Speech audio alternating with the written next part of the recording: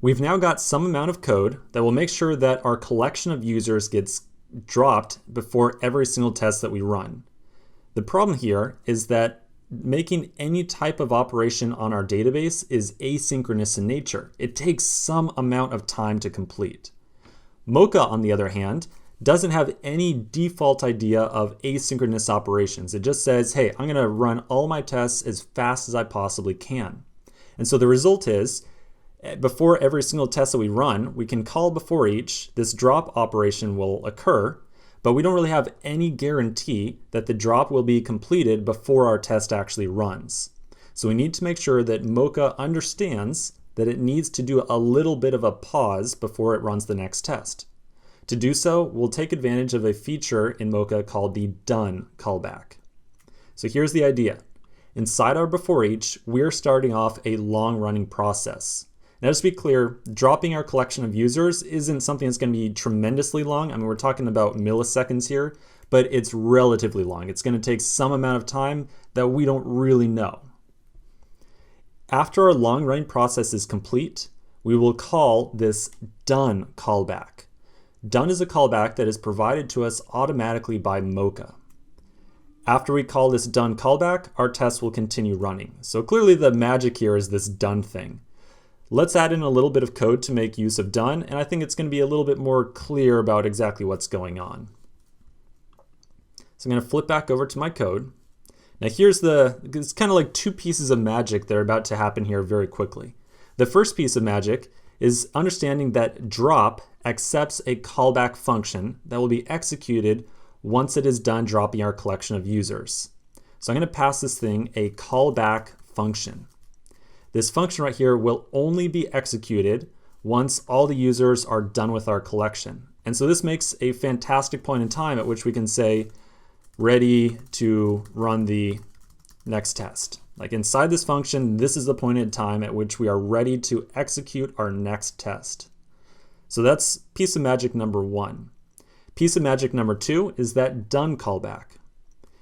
Every single function that we write inside of Mocha that we hand off to a before each or an it or a describe gets called with a done callback. So as an argument to the function that we're passing to before each, I'm going to add in done.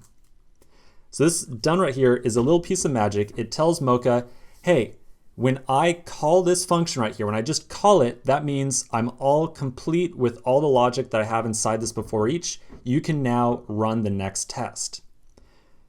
So if we add in a call to done right here, that means, okay, after our collection of users has been dropped, like however many milliseconds that takes, we call done, and that is a signal to Mocha. That means you can go ahead and run the next test now.